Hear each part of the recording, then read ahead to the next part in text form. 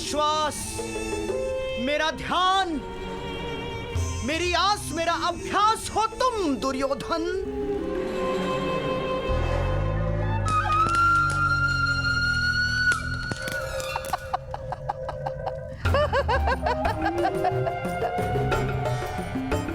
प्रमाण कोटि का प्रवास सफल हो, ये आवश्यक है पुत्र।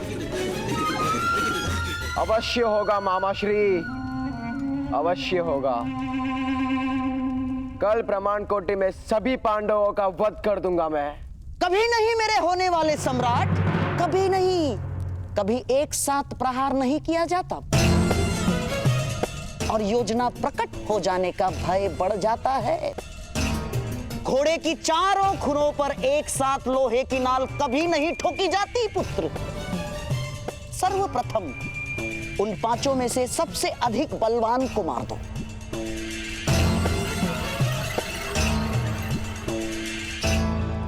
भीम, भीम ही सबसे बलवान है। उत्तम भोजन की सुगंध से खींचा चला आएगा वो।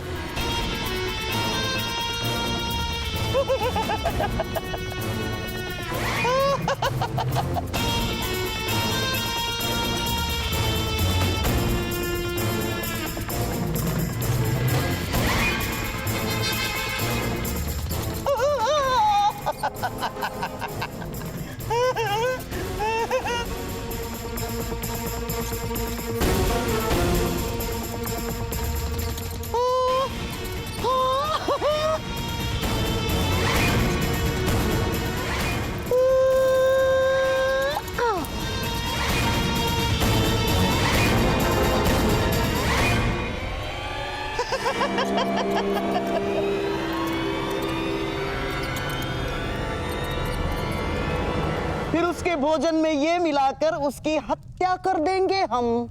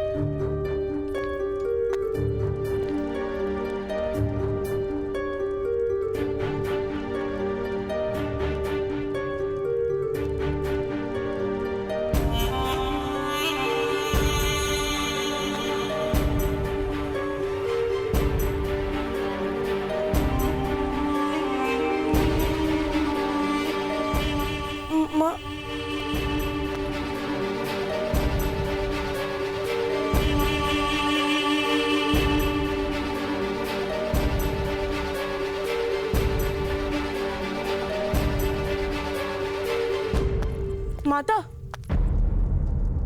माता क्या अब भी क्रोधित हो? क्रोध? नहीं,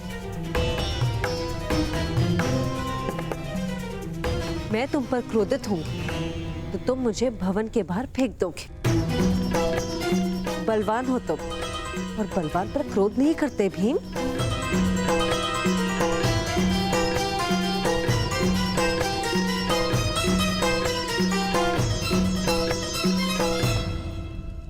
माता, ऐसा मत कहो माता। किंतु माता, अपमान करना उन्होंने आरंभ किया था। अवश्य उन्होंने किया होगा, किंतु क्या प्रत्येक आह्वान का उत्तर देना आवश्यक है?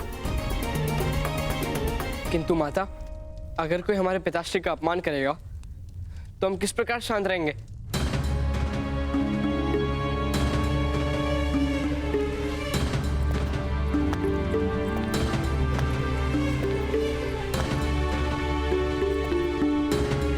पुत्र, ये हस्तिनापुर नगर है, वन नहीं।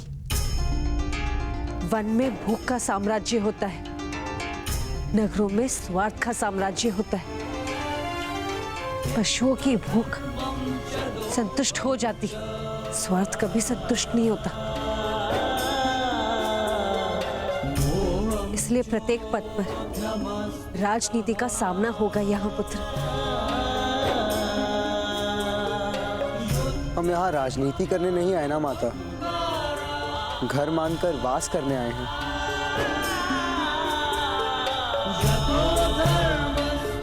तुम उचित कह रहे हो। केवल प्रेम से ही घर में स्थान प्राप्त होता है।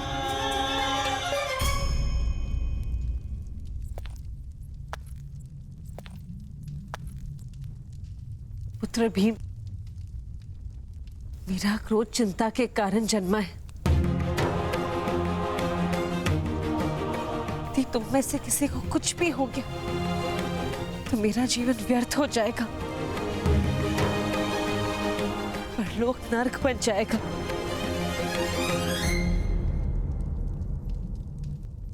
पुत्र, स्वार्थ संयम नहीं रखता।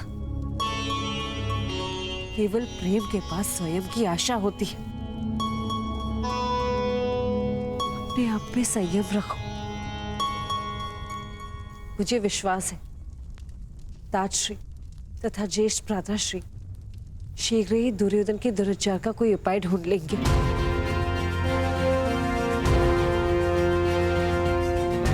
आज ब्रह्मांड कुटी जाने का आयोजन भी इसलिए किया होगा ताकि तुम 105 भाइयों में मित्रता हो जाए।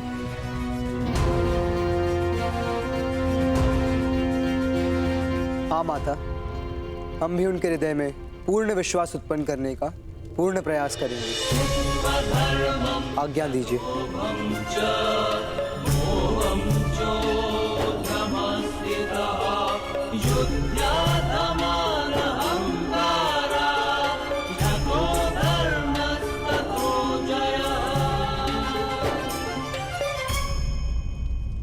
अवश्य कर्ण और वृषाली एक दूसरे से प्रेम करते हैं, सारा गांव जानता है।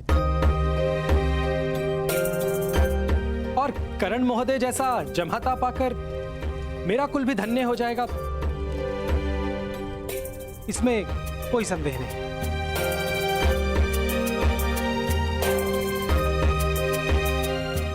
किंतु क्या चल रहा है माता?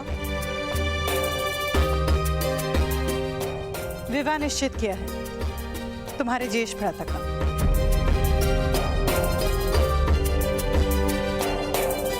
तुम्हारा विवाह निश्चित किया है कर्ण वृषाली के साथ।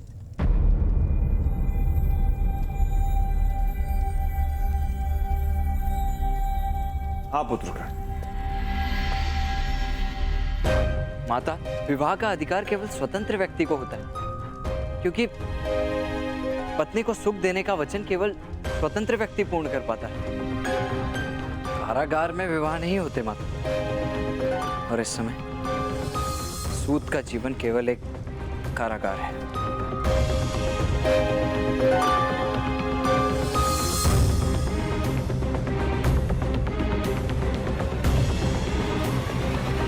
नहीं कर, एक पत्नी के लिए पति का साथ ही सबसे बड़ा सुख है। उससे अधिक एक पत्नी और क्या मांगती।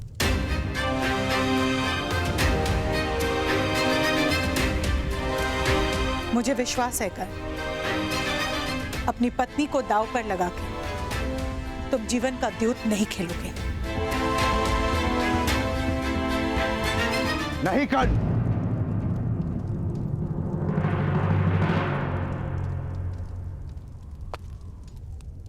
मना कर दो इस विवाह से।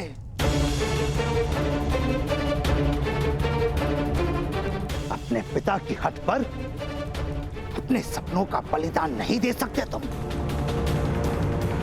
सारे सूत समाज में क्रांति लाने का ध्येय है तुम्हारा, उसका त्याग नहीं कर सकते तुम। भ्राताश्री, आप स्वयं तो सन्यासी हैं, मेरे पुत्र के जीवन में संघर्ष क्यों भर रहे हैं? हाँ, मैं सन्यासी हूं, क्योंकि मेरे पास जो स्वप्न है उससे पूर्ण करने के लिए ना तो मेरे पास साहस है, ना ही सामर्थ्य।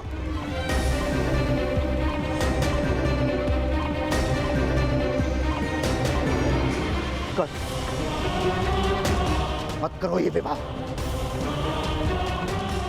बसंत पंचमी के दिन जिस प्रतिशोध की योजना बनाई है उसका विस्मरण मत करो।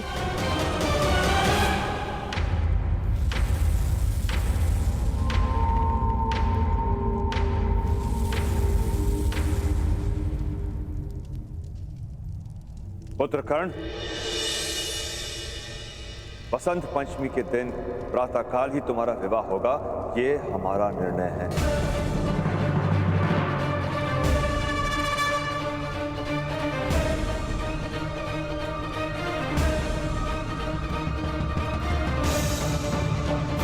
और उसके पश्चात यदि अपनी पत्नी के भाग्य में दुख लिखकर अपनी योजना पूर्ण करना चाहोगे, हम आड़े नहीं आएंगे, किंतु विवाह होकर ही रहेगा।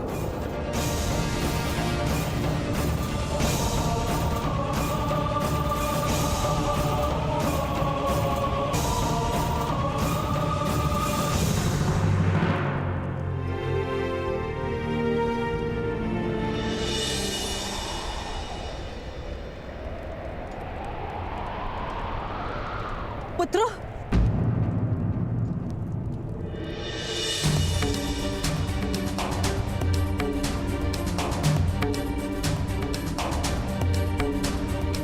अरमान कोठी में कोई संघर्ष का कारण मत देना। अपने भाइयों पर विश्वास रखना।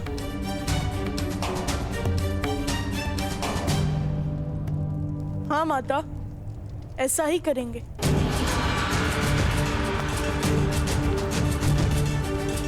किंतु तुम 5 निरंतर एक दूसरे के साथ रहना। तुम 5 पांडव एक दूसरे की सुरक्षा हो। जासवंती के फूल श्री गणेश की आकृति तब दिखती है जब 5 पंखुड़ियां सुरक्षित हो। एक क्षण के लिए भी एक दूसरे से अंतर मत रखना।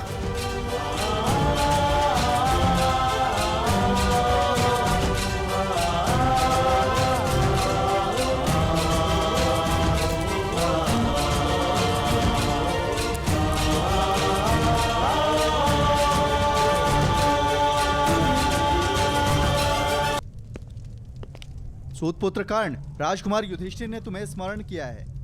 शीघ्र चलो, उन्हें प्रमाण कोटि जाने के लिए अभी निकलना है। राजकुमारों को प्रतीक्षा नहीं करवाई जाती। कर्ण,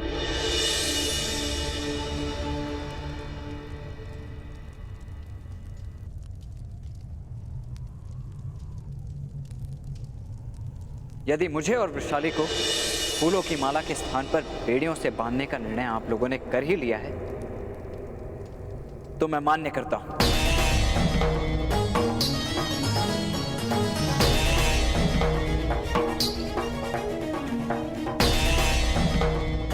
मैं और वृषाली वसंत पंचमी के दिन विवाह कर लेंगे।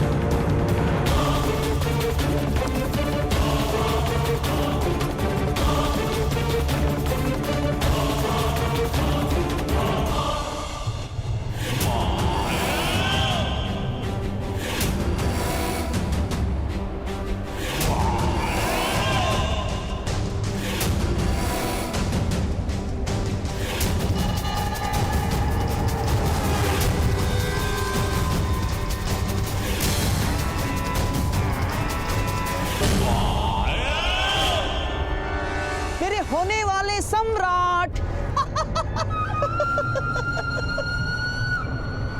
ये खीर भीम का अति प्रिय भोजन है पुत्र, ऐसा सुना है मैंने। तुम्हारा भाई है वो, मृत्यु के समय उसे सुख प्राप्त हो, ये कर्तव्य है तुम्हारा।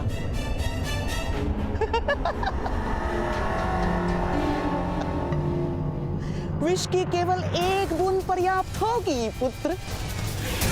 अब बस उस भीम को इस खीर तक पहुंचाना होगा मामाश्री। इन भाइयों को अलग करना ही होगा, वो लोग यहाँ पहुंचते ही होंगे।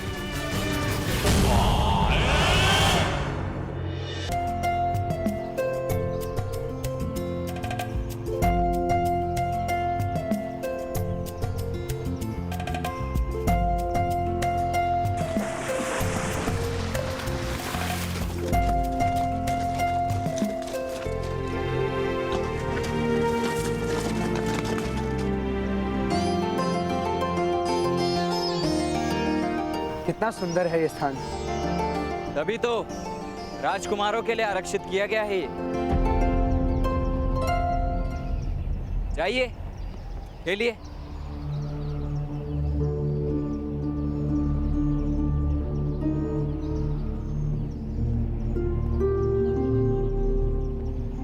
कर्ण महोदय,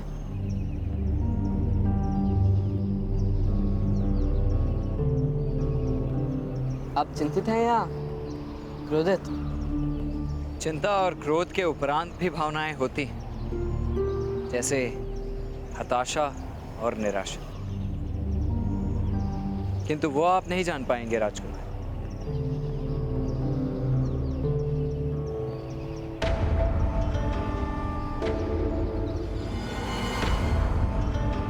नकुल, सहदेव, तुम दोनों क्रीड़ा करने नहीं जाओगे? ओह, अर्थात मेरी छोटी सी चेष्टा आप लोगों ने मन पे ले ली।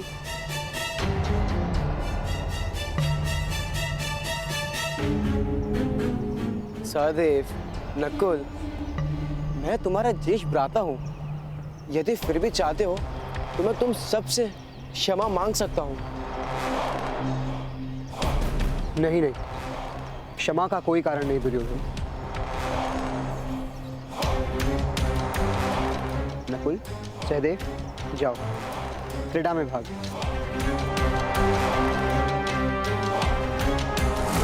किंतु ज्येष्ठ, पिताश्री के शब्दों का स्मरण करो भी। क्षमा ही संबंधों का प्रथम आधार।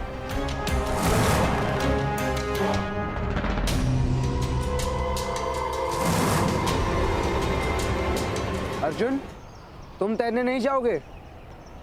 यदि अनिवार्य है तो मैं जाऊंगा, किंतु मेरा मन नहीं है ज्येष्ठ। अर्जुन, सुना है तुम अद्भुत बाणा वाली हो। अपनी धनुर्विद्या विद्या का प्रदर्शन तो करो। रक्षण कर सकता हूँ, प्रदर्शन कर सकूं उतना अभी धनुर्विद्या का ज्ञान नहीं है। किंतु कर्ण महोदय अपनी धनुर्विद्या का प्रदर्शन करेंगे।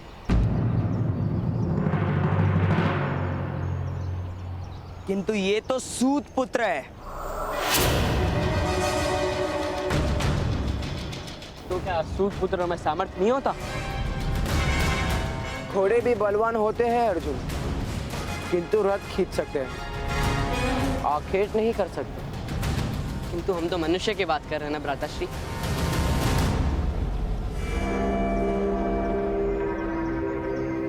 कर्ण महोदय, आप अपनी कला सिखाइए, अर्थात दिखाइए। रहने दीजिए राजकुमार। घोड़ा यदि आखेट करेगा तो सिंह लज्जा से धरती में समा जाएगा।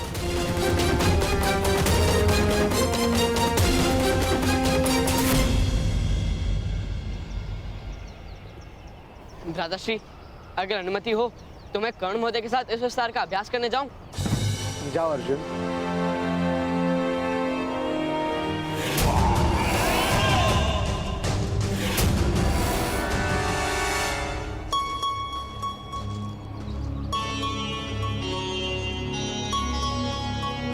कर्ण महोदय,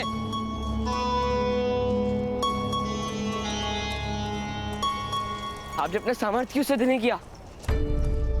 सामर्थ्य के सामने सामर्थ्य सिद्ध किया जाता है, अधिकारियों के सामने अधिकार सिद्ध करना पड़ता है। किस बात का अधिकार? सामर्थ्य का अधिकार। मेरे पास सामर्थ्य तो है किंतु अधिकार नहीं।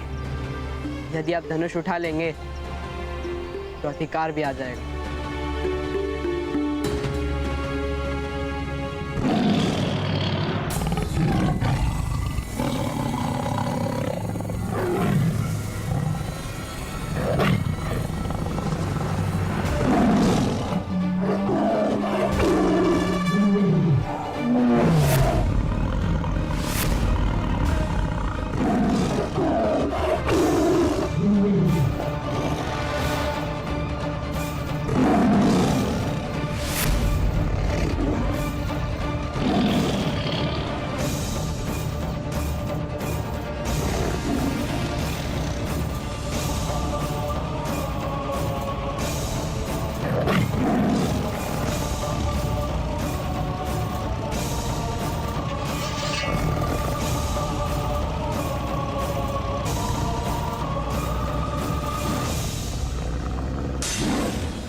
कर्ण महोदय, यही अवसर है सामर्थ्य और अधिकार दोनों सिद्ध करने का।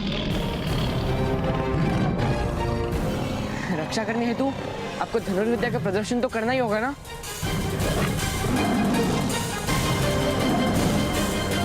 उठाइए धनुष, चलाइए तीर, उठाइए धनुष कर्ण महोदय।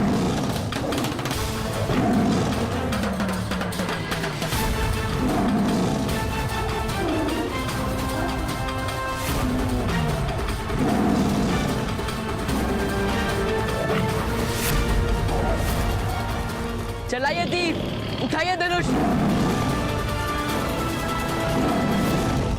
सिद्ध कीजिए अपना अधिकार, उठाइए धनुष।